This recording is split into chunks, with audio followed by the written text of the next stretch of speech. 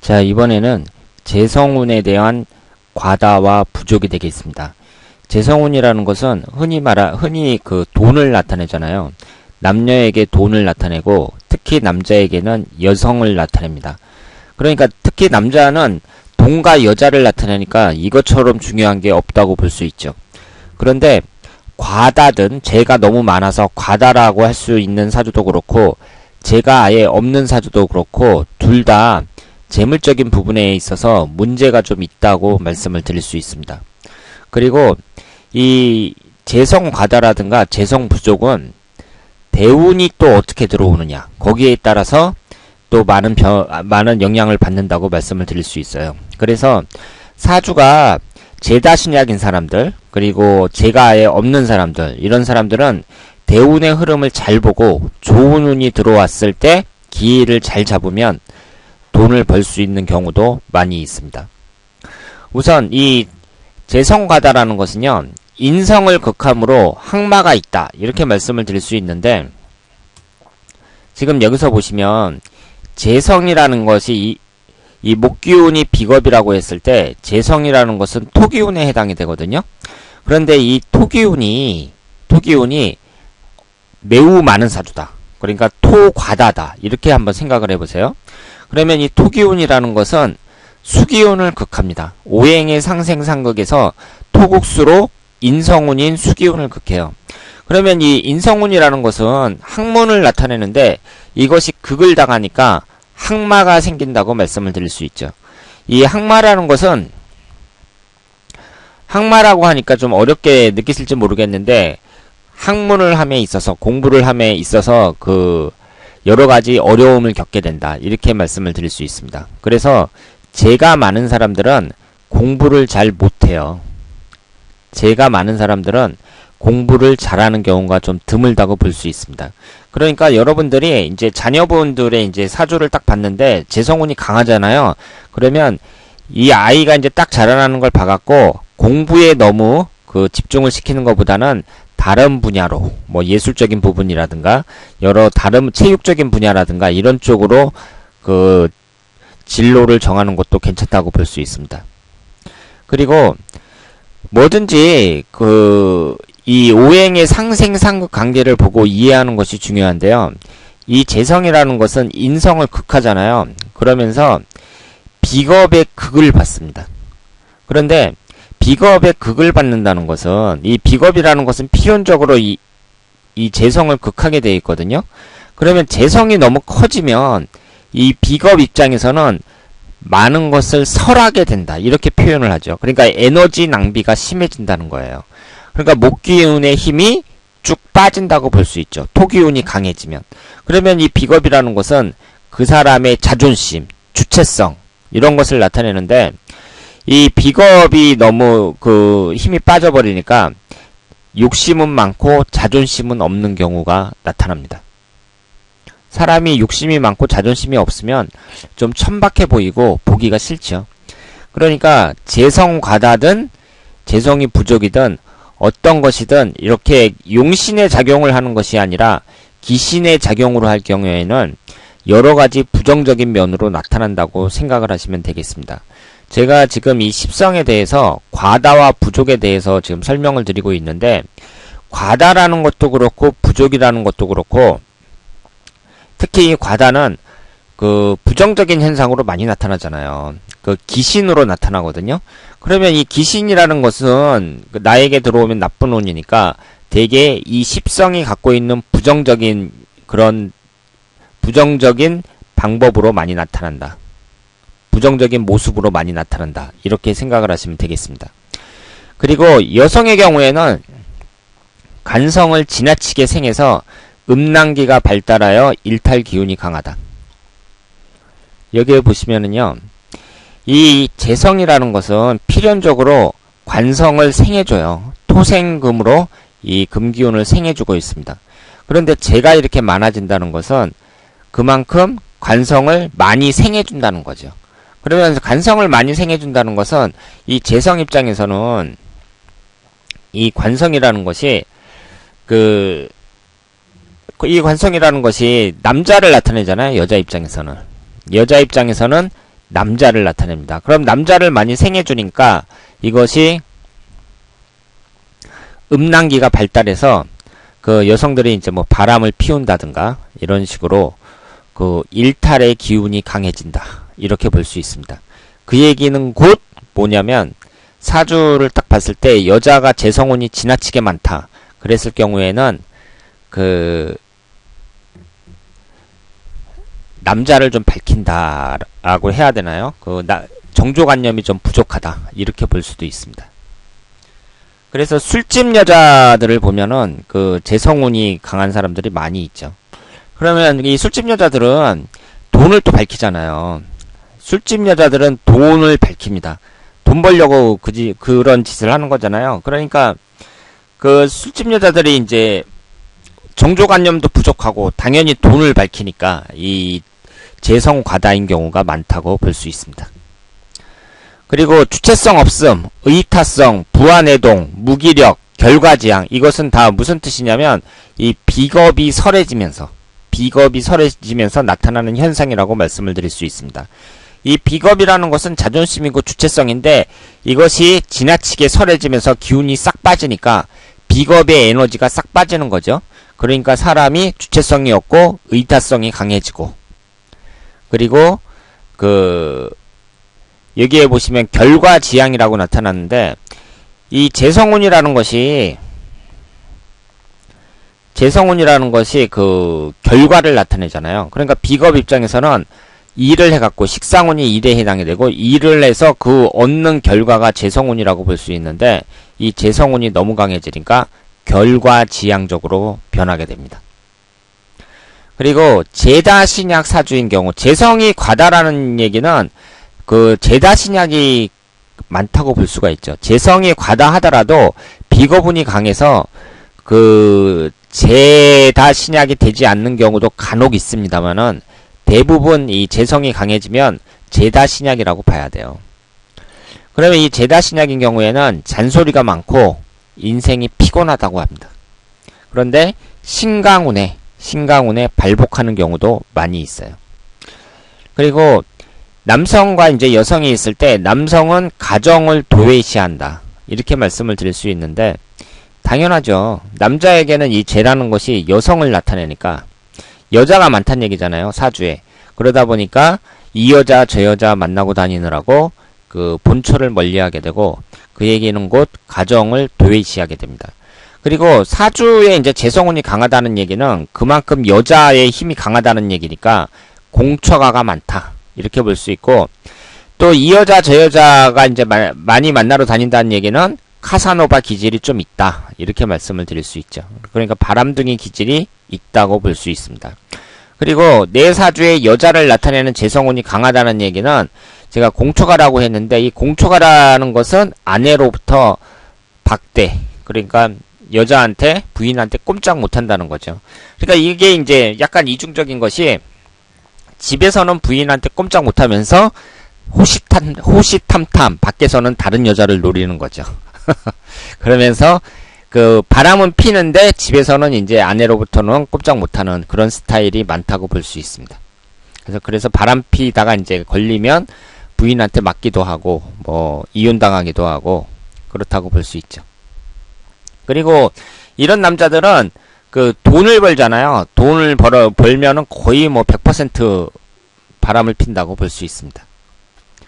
그리고 여성도 비가정적인 경우가 많아요. 그러니까 재성이 강하면은요, 남자든 여자든 비가정적입니다. 그러니까 그 배우작감으로 이렇게 고를 때 재성 과다인 사람들은 좋은 사주라고 볼 수 없죠. 남자든 여자든 다 비가정적이니까. 여자는 왜 비가정적일까요? 여기에 나와 있잖아요. 그 간성을 지나치게 생해 음란기가 발달하여 일탈 기운이 강하다. 그러니까 여자도 바람 많이 핀다는 얘기죠. 남자들처럼. 그리고 금전 만능주의자. 남자 입장에서는 이렇게 재가 많다는 얘기는 여자한테 재성운이 강하니까 여자한테 꼼짝 못한다. 뭐 이렇게 해석을 할 수 있는데 여자 입장에서 재성운이라는 것은 여자 입장에서 재성운이라는 것은 제가 돈을 나타내잖아요. 그러니까 돈이 돈을 나타내는 제가 그만큼 많다는 얘기는 그 금전만능주의자, 돈만 밝히는 여자, 이런 여자들이 많다는 거죠. 그리고 정조관념이 희박하다, 이 얘기도 똑같습니다. 여기 그 일탈기운 강함, 이 말하고 똑같다고 말씀을 드릴 수 있습니다. 그러니까 이 재성운이 강한 사람들은요, 이것이 안 좋은 방향으로 이렇게 나타날 때에는 어떻다는 얘기예요. 사람이 좀 천박하다는 얘기죠. 천박한 경우가 많이 나타납니다. 그리고 여기에서 재성운이 인성운을 극한다 그랬잖아요. 인성운이라는 게 학문도 나타내고 그 사람의 됨됨이, 인품, 인격 이런 것도 나타내는데 그걸 극해버리니까 인격은 꽝이 되는 거죠. 그러면서 돈만 밝히는 그런 천박한 그 자본주의 사회의 그 인간군상들로 나타나는 경우가 많이 있습니다. 그러면 예제를 한번 볼까요? 이분의 사주를 보면은요, 이분도 그 비겁이 4개나 돼요. 화기운이 4개나 되는데, 이 월지 포함해서 또 금기운이 3개나 되니까, 금기운도 상당히 강하다고 볼 수 있습니다. 그래서, 금기운이 화기운보다 더 강하다고 봐야 돼요. 이죠, 여기에서는. 지금 월지 포함해서 3개면, 이 월지 포함하지 않고 4개 있는 것보다 더 강하다고 봐야 됩니다. 그런데 이 상태는 제다신약 사주라고 볼 수 있고요. 그리고 지금 정유라는 기둥이 또 나란히 2개 있잖아요. 이런 것은 좋은 사주라고 볼 수가 없죠. 지지의 도화살도 대단히 강합니다. 이분이 좀 독특한 게 무술에 심취했다 그래요. 젊었을 때부터 남자분인데 무술에 심취해갖고 체육관을 운영했으나 그 경영난으로 접었다고 합니다. 그런데 이런 사주는요, 모든 사주가 마찬가지고 제가 그 지난번에 말씀을 드렸습니다마는 이 재성이라는 게 좋은 역할을 하려면 지금 금기운에 해당이 되잖아요. 일간이 화기운이니까 그러면 식상운하고 관성운, 나를 생해주고 내가 내 힘을 발산하는 그 양쪽에 있는 오행에서 양쪽에 있는 그 토기운하고 수기운, 토기운하고 수기운이 좋은 역할을 해야 된다고 말씀을 드릴 수 있습니다. 그러니까 이 금기운 입장에서는 이 금기운을 생해주는 게 토기운이잖아요. 그리고 금기운이 또 에너지를 발산하는 것, 생해주는 게 수기운이거든요. 그러니까 토기운하고 수기운이 좋은 역할을 해야 돼요.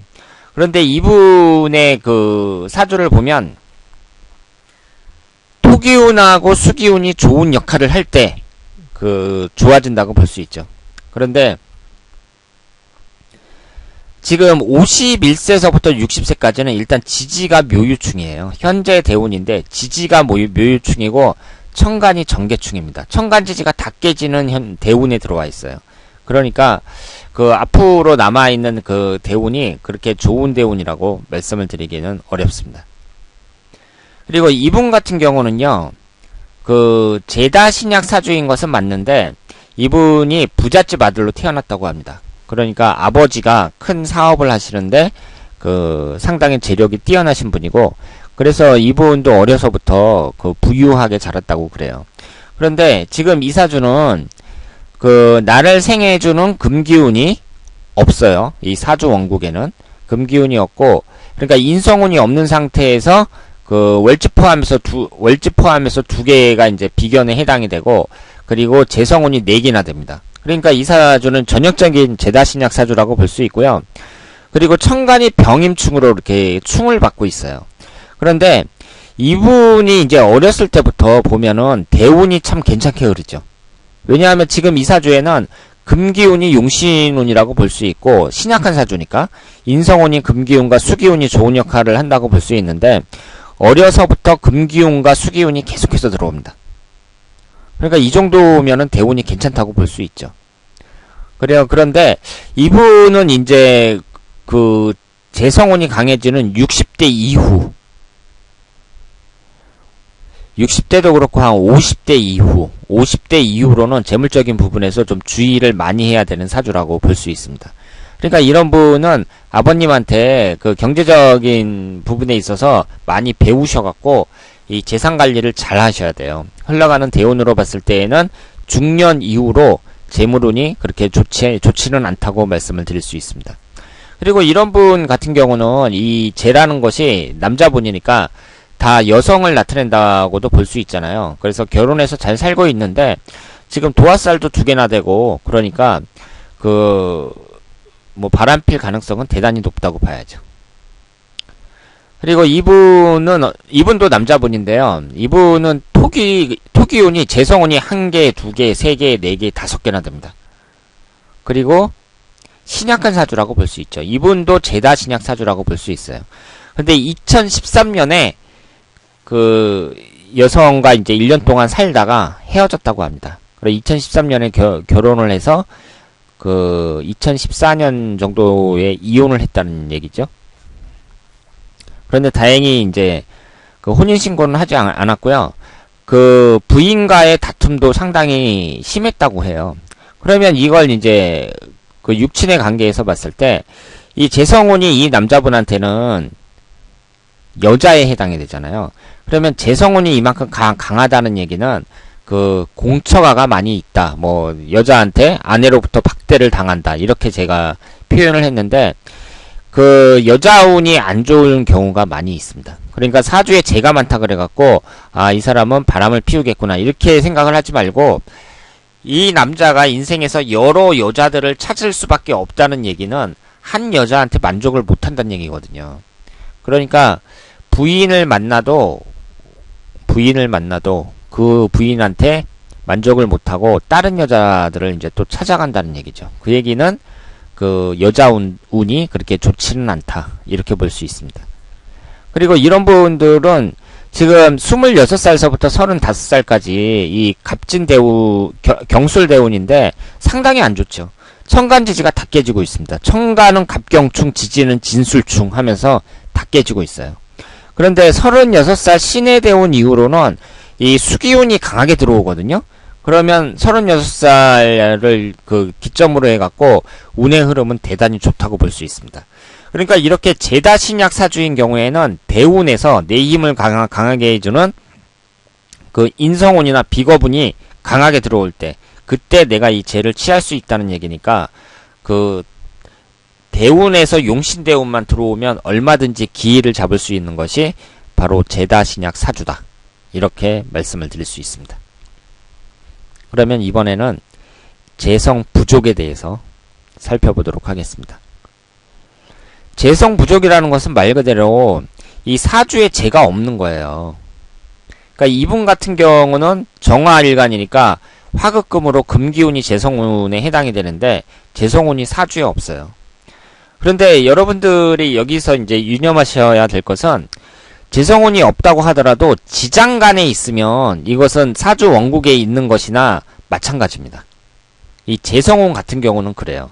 그러니까 사주 원국에 없다고 하더라도 지장간에는 있는지 반드시 살펴보시기 바랍니다. 그리고 이 재성운뿐만 아니라 사주 분석을 하는 데 있어서 이것은 기본적인 태도예요. 우리가 오행의 구성을 이제 딱 파악을 하고 나서 만약에 없는 오행이 있잖아요. 10성 중에 그 오행 중에 만약에 하나가 없다. 그러면 그것이 10성에서 어떤 10성인지 파악을 하셔야 되고 그 다음에 지장간에도 있는지 없는지 살펴보셔야 됩니다.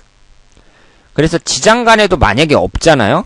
그러면은 그 사람은 이제 그것이 큰 영향을 미치는 거예요. 그러니까 이 재성 같은 경우에 만약에 지장간에 있으면 그건 큰 상관이 없어요. 그런데 만약에 지장간에도 없다. 그러면 이 무재사주가 되잖아요.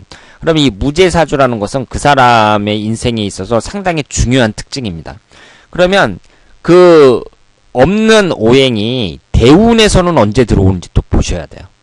그런데 대운에서도 잘 안 들어온다. 뭐 말년에 쬐끔 들어오고 만다. 아니면 어렸을 때 잠깐 들어오고 안 들어온다. 뭐 이런 식으로 대운에서도 받쳐주지 않는다. 그러면 그 사주는 안 좋은 사주라고 볼 수 있습니다. 안 좋은 사주라고 볼 수 있어요. 어떤 오행이든 그 하나라도 부족하면 안 돼요. 왜냐하면 모든 오행이 어떤 것은 이성운을 나타내고 어떤 것은 돈을 나타내고 어떤 것은 자식운을 나타내고 이런 사람에게는 모두 아주 중요한 그런 요소들을 하나씩 갖고 있는데 그것이 사주에 아예 없다. 지장간에도 없고 대운에서도 안 들어온다. 그럴 경우에 그 사주는 좋은 사주라고 볼 수가 없습니다. 재성이 부족하다는 것은요, 우리가 딱 두 가지로 생각할 수가 있어요. 그러니까 무재사주는 딱 두 가지로 생각할 수가 있는데, 첫 번째가 경제관념이 약하다는 거예요. 무재사주인 경우에는 경제관념이 약합니다. 그러니까 돈을 벌기가 쉽지 않다는 얘기죠. 다시 그러면 그런 사람들은 사업을 하면 안 된다는 거예요. 왜냐하면 사업이라는 것은 돈 벌려고 하는 거잖아요. 그런데 경제관념이 약한 사람이 돈을 어떻게 벌어요? 그러니까 이런 사람들은 월급쟁이 생활을 하는 것이 바람직하고, 만약에 그 사업을 한다면 부부랑 같이 하면서 자기는 셔터맨만 하는 거예요. 그러니까 종업원처럼 일만 하고 재물적인 것은 부인한테 완전히 맡기는 그런 형태로 가야 성공할 수 있다고 볼 수 있습니다. 그리고 재성이 부족한 사람은 또 한 가지 중요한 특징이 돈이 없으니까, 이 사주에 재가 아예 없으니까 오히려 더 꼼꼼하고 돈에 집착하는 형태로 나타납니다. 그러니까 무재사주인데, 무재사주는 사주에 돈이 없으니까 오히려 돈에 초월할 것 같은데 그렇지 않고 오히려 돈에 더 집착해요. 그런데 그 성취, 돈에 대한 성취는 좀 더디다고 말씀을 드릴 수 있습니다. 그래서 재성 부족인 그 사주는 재물에 대한 욕망은 강하나 재적 성취는 더디다. 그리고 남자는 종업원처럼 일하고 부인에게 돈을 맡기는 것이 바람직하다고 볼 수 있습니다. 그러니까 그 무재사주인 경우는 남자인 경우엔 참 그 인생에 재미가 없다고 봐야죠. 왜냐하면 그 재라는 것은 돈도 나타내고 여자도 나타내는데, 남자의 경우에는 무재사주는 여자복도 없다는 얘기거든요. 그래서 남자가 돈을 못 번다는 얘기는 돈을 벌어야 자본주의 사회에서 돈도 쓰고 다니고 뭐 이러면서 재밌게 지낼 수 있는데, 돈도 못 벌어. 거기다가 여자운도 없다는 얘기거든요. 그러니까 인생 자체가 좀 재미가 없다고 볼 수 있습니다. 그리고 재물 운영이 미숙하고 또 눈치도 없다고 봐야 돼요. 왜냐하면 재라는 것은요, 돈을 얻기 위해서는 사람의 머리가 팍팍 돌아가야 되거든요. 특히 편재운 같은 경우는 내가 월급을, 직장을 다니면 그냥 다달이 들어오는 월급이 아니라 내가 어떤 노력에 의해서 얻을 수 있는 어떤 투기성 있는 그런 재물이란 말이에요. 예를 들어서 뭐 주식 투자해서 돈을 번다든가, 아니면은 부동산을 어떻게 잘 운영해가지고 돈을 번다든가 뭐 이런 것을 나타내는데, 그런 돈을 취하려면 머리가 좋아야 되잖아요. 눈치도 빠르고. 그런데 재성운이 없다는 것은 눈치가 없다고 볼 수 있습니다. 재성운이 좋은 역할을 하면 사람이 머리가 빠릿빠릿하게 돌아가죠. 그래서 인기도 많고 재치도 있고 그렇습니다. 그리고 인식 자체가 비현실적이에요. 비현실적인 인식이란 얘기는 다시 말해서 실용적인 사고가 결여되어 있다. 이렇게 볼 수 있죠. 그래서 사람이 바쁘게 뛰어다니는데 실제로 얻는 소득 없이 뛰어다니는 길은 막 바쁘게 뛰어다니는데 실속 없이 뛰어다니는 경우가 많다고 볼 수 있습니다. 그러니까 이런 사람들은 사업에 욕심을 갖는 것은 곤란하고, 만약에 공무원이 됐다. 바람직하죠. 이 재성이 없는 사람이 만약에 공무원이 됐다면 정말 바람직하다고 볼 수 있습니다. 그리고 돈을 빌려주고 못 받는 경우가 허다하고, 돈을 빌려주고서 못 받는 경우는요, 여러 가지로 생각할 수가 있는데, 그 사람 자체가 인덕이 좀 없다고 봐야 되고, 왜냐하면 돈 빌려주고 안 갚는 사람도 나쁜 놈이거든요. 그러니까 이 사람 자체가 인덕이 없다고도 봐야 되고, 그리고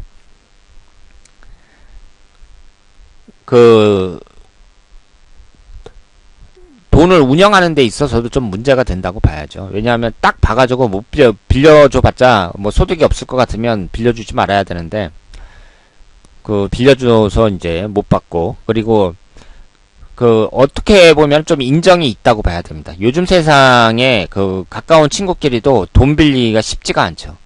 동거래는 서로 안 하려고 합니다. 그래서 친구가 돈 꺼달라 그러면, 뭐 돈 잃고 친구 잃고 그러니까 돈 안 꺼준다고 뭐 이런 사람들 많잖아요. 그러니까, 돈을 뭐 그리고 100만원 200만원 꿔줘봤자 그걸 뭐 이자를 뭐 한 달에 10,000원 20,000원씩 받을 거예요. 어쩔 거예요. 그 100만원 200만원 꿔주고 나서 못 받는 경우 허다한데, 그 사람들이 돈이 아무리 많아도 절대로 돈은 안 꿔줘요. 웬만한 사람들한테.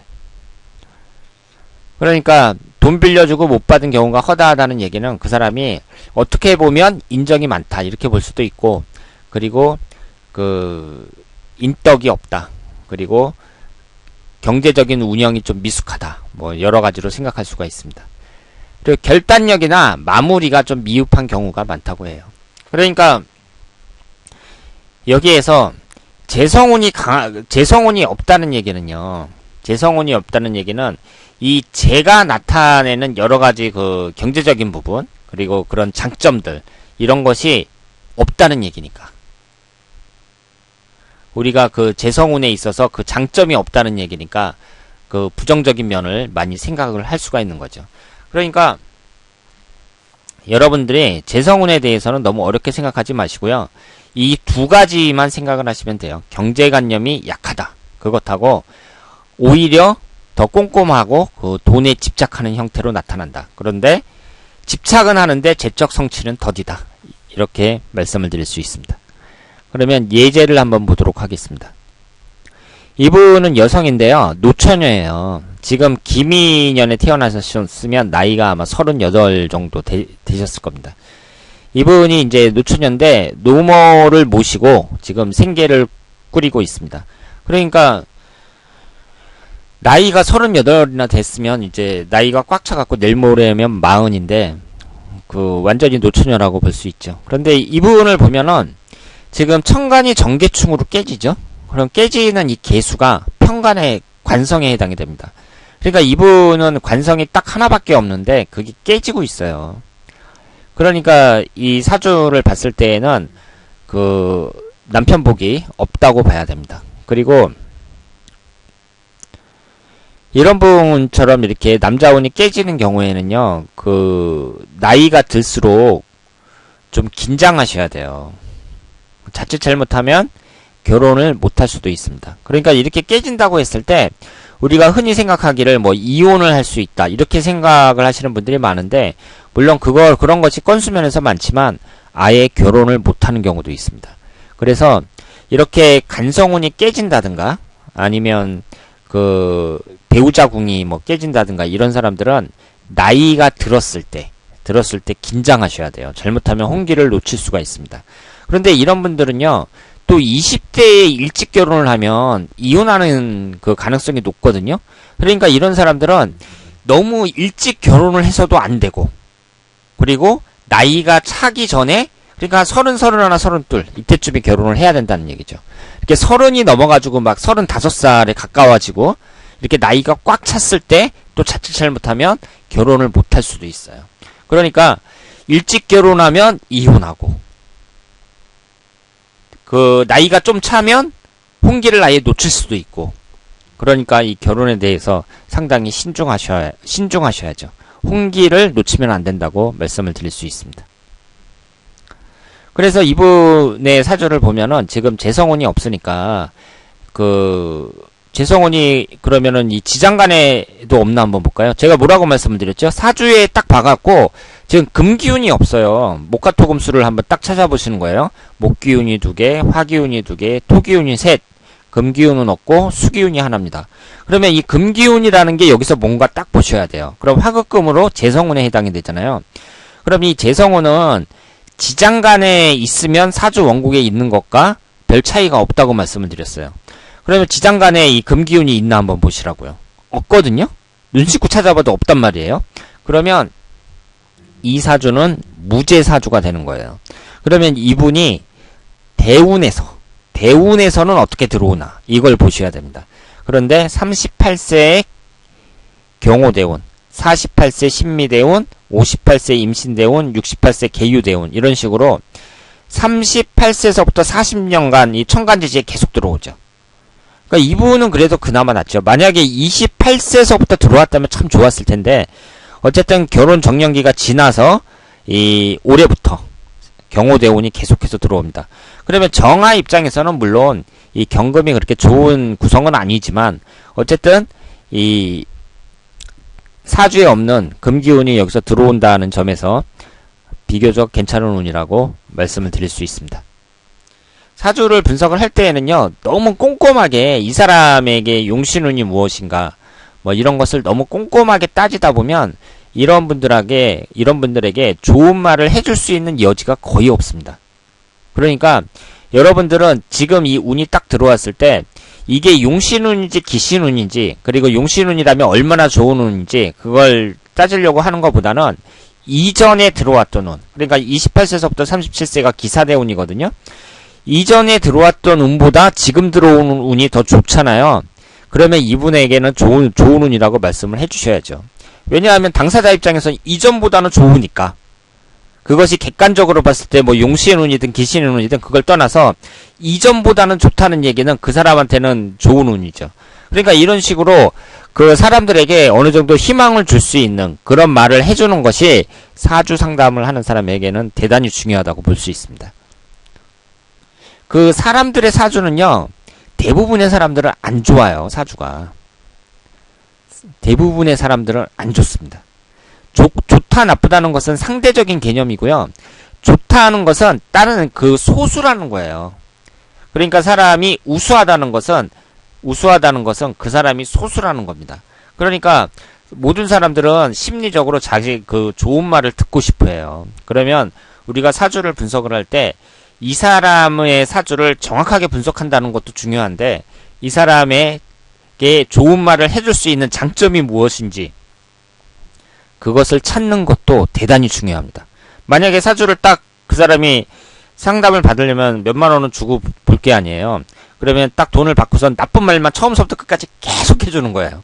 그러면 그 사람이 뭐하러 사주를 분석받냐고요. 자, 그러면 이 두 번째에 있는 분을 한번 보겠습니다. 이분도 노처녀예요. 같은 김인년에 태어나셨으니까 이분도 38살이죠. 그리고 결혼을 한번 사기를 당했다고 합니다. 그러면 이분도 한번 보세요. 이분을 보시면은요, 천간이 똑같이 생겼죠. 같이 김인년에 태어나신 분인데 천간이 똑같습니다. 지지는 달라요. 그러니까 이분도 천간이 정계충으로 깨지고 있어요. 그러니까 남편 운이 깨진다는 거죠.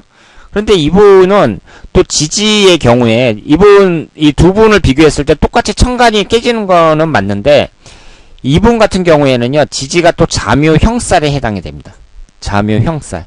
그리고 이쪽으로는 자미 원진살이에요. 여기에서 이제 자미 원진살이라는 것은 지금 일지를 떠나서 월지와 연지가 이렇게 자미 원진살이잖아요.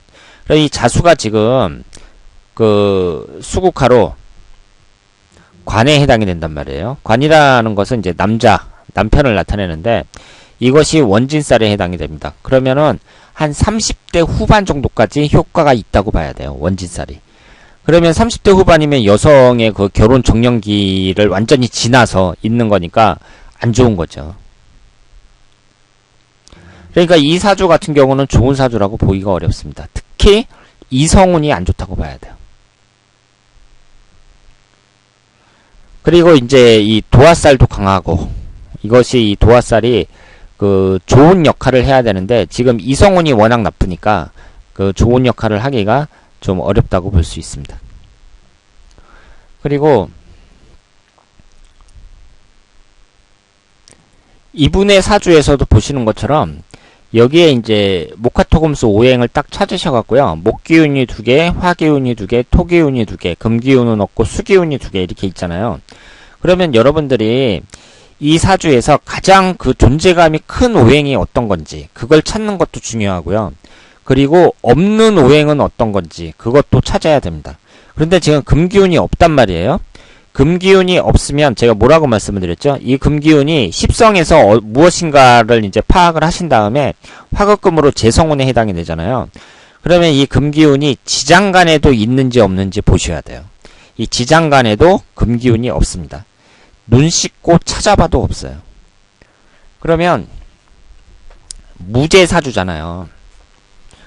무제사주인데 무제사주는 경제관념이 약하다. 그리고 돈에 집착하는 형태로 나타난다. 이렇게 말씀을 드렸어요. 그러면 이분이 흘러가는 대운에서 그러면 이 재성운에 해당하는 금기운이 언제 들어오는지 이것을 살펴보셔야 됩니다. 34세 경진대운, 44세 신사대운 이렇게 금기운이 들어와요. 그러니까 그리고 74세서부터 이제 또 들어와요. 그러니까 이분은 그래도 사람이 왕성하게 활동하는 30대하고 40대의 금기운이 들어오니까 그나마 좀 낫다. 이렇게 말씀을 드릴 수 있습니다. 그런데 여러분들이 또 아셔야 될 게 뭐냐면요. 그러면 이분은 금기운이 들어오니까 금기운이 들어올 때 돈을 벌 수 있겠네요? 이렇게 생각을 하시면 안 돼요. 그렇지 않습니다. 그럼 언제 돈을 벌 수 있느냐? 용신운이 들어올 때. 용신운이 들어올 때 그 돈을 벌 수 있다. 이렇게 생각을 하시면 돼요. 그러면 사람들마다 다르죠. 이 재성운이 용신운이 될 수도 있고 그리고 기신운이 될 수도 있잖아요. 돈이라는 것은 그 무제사주에서 재성운이 들어올 때 돈을 버는 것이 아니라 용신운이 들어올 때 돈을 벌 수 있다. 이렇게 말씀을 드릴 수 있습니다. 그러면 이 사주에서 용신운이 어떤 것인지 한번 찾아보시길 바랍니다. 그리고 이분은 지금 있잖아요. 그 오행이 좀 균형을 이루고 있어요. 어느 정도 균형을 이루고 있습니다. 그러니까 이분한테 말씀을 드릴 때에는 지금 경진대운에서 얼마든지 재물적인 성취를 얻을 수 있다. 이렇게 말을 해줄 수 있어야죠. 그러니까 이 경진이라는 대운이 있잖아요. 특별히 뭐 좋은 대운이라고 보기는 어려워요. 지금 정화 입장에서 이 경금이라는 것이 좋은 역할을 한다고 보기는 어렵습니다. 그런데 그런 식으로 너무 따지면은요, 이분은 할 수 있는 게 없어요. 지금 여기에서 대운이라는 것은 10년을 말하는 거거든요. 그럼 34세서부터 43세까지 이분의 30대 중반에서 40대 중반까지를 나타낸단 말이에요. 이 긴 시간을 나타내는데 여기에서 무슨 형살이 형성이 되는 것도 아니고 유금이 들어와서 잠요유 삼형살이 형성이 되는 것도 아니고 무슨 개수가 들어와서 천간이 정계충으로 깨지는 것도 아니고 그렇게 특별히 나쁜 대운이 아니거든요. 그렇다면은 이분에게 당신이 이제 노력을 해갖고 계획을 잘 세워서 노력을 하면 얼마든지 성과를 얻을 수 있는 대운이다. 이렇게 말을 해줄 수 있어야 됩니다. 그리고 이분 같은 경우는 어릴 때부터 가정 고생을 다 했다고 해요. 그러면 이분을 한번 볼까요? 지금 이분은요, 신강한 사주라고 볼 수 있죠. 토기운하고 금기운이 월지 포함해서 5개나 됩니다. 그러니까 인성운하고 비거분이 사주팔자 8글자 중에 5개나 돼요. 월지 포함해서. 그러니까 대단히 신강한 사주라고 볼 수 있고요. 그러면 이분의 오행의 구성을 보면 일단 목기운이 없어요. 화기운이 2개고 토기운이 2개, 금기운이 3개, 수기운이 1입니다. 그리고 지지의 구성을 딱 봐도 이 사술 원진살이 형성이 되죠. 그러니까 배우자궁도 별로라고 봐야 돼요. 그런데 그리고 신사라는 일주 자체가 이 신사라는 일주 자체가 어머니하고 좀 애증 관계를 갖고 있는 경우가 많이 있습니다. 그런데 이분이 어릴 때부터 이제 온갖 고생을 다 했고, 그리고 사람이 어릴 때부터 고생을 한다는 얘기는요, 대체적으로 부모를 잘못 만났을 때 고생을 많이 하죠. 어렸을 때 고생할 게 뭐가 있겠어요. 어린애가. 부모를 잘못 만났으니까 고생하죠. 뭐, 엄마가 흔치 않은 사람이라든가, 결혼을 막 몇 번씩 하고, 그런 흔치 않은 그런 부모를 만났을 때 어린애들이 이제 고생을 할 수밖에 없는 거죠. 그런데 여기에 보시면은요, 지금 6살 때가 기후대운이고, 16살이 이제 무신대운이고, 그리고 이 26살 정미대운도요, 화생토로 해갖고 토기운이 강해진다고 봐야 돼요. 그러니까 36살 전까지 이 30년 동안 들어오는 대운이 전부 다 기신인 토기운하고 금기운만 들어옵니다. 그러니까 고생을 할 수밖에 없죠. 그리고 제가 아까 말씀드린 것처럼 여기 목기운이 없잖아요. 그럼 목기운이 여기에서 어떤 십성에 해당이 되나 딱 파악을 하시고, 그럼 금금목으로 재성운에 해당이 되잖아요. 이 재성운이 지장간에도 있는지 없는지 살펴보셔야 됩니다. 눈 씻고 찾아봐도 목기운은 없어요. 그러면 이 사주는 무제사주가 된다고 볼 수 있죠.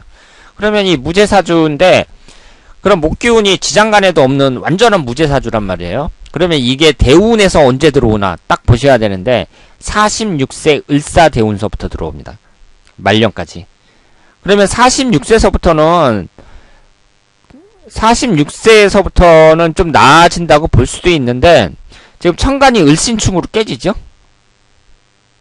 천간이 을신충으로 깨져요. 그리고 어렸을 때부터 보면 이 기신인 토기운하고 금기운이 계속해서 들어오니까 이 사주는 대체적으로 그 운의 흐름이 별로 안 좋다고 봐야 됩니다. 하지만 중년 이후서부터는 나아진다고 볼 수 있고요. 이분에게 그 좋은 말을 해줄 수 있는 그 장점을 어떻게 하든지 찾으셔야 됩니다. 이 사주에서. 그게 이제 사주를 분석하는 사람들의 그 과제라고 볼 수 있어요. 그런데 찾는데 이 명리학적인 이론으로 근거가 있게 찾아야지, 좋지도 않은데 좋다고, 무작정 좋다고 이렇게 얘기를 해서는 안 되죠. 명리학적으로 그 틀림이 없는 그 장점을 찾아내야 됩니다. 그런 것이 이제 쉽지가 않죠. 그러니까 흘러가는 대운도 안 좋고 사주도 뭐 그렇게 좋다고 보기가 어려워요. 그런 상태에서 어떻게 하든지 장점을 찾아서 그 당사자에게 얘기를 해줄 수 있어야 합니다. 그래서 이분은 이제 어릴 때부터 갖은 고생을 다 했는데, 지금은 이제 그 새로 희망을 갖고 새 출발을 했다, 이렇게 생각을 하시면 되겠습니다. 그래서 지금 재성 과다나 재성 부족이나 너무 많거나 아예 없거나 이럴 경우에는 대체적으로 안 좋게 나타나요. 그 사람들이 고생을 많이 하고 인생에 있어서 굴곡이 많은 것으로 나타나고 있습니다. 자, 그러면 지금까지 재성 과다 부족이었고요. 다음에는 간성에 대해서 살펴보도록 하겠습니다.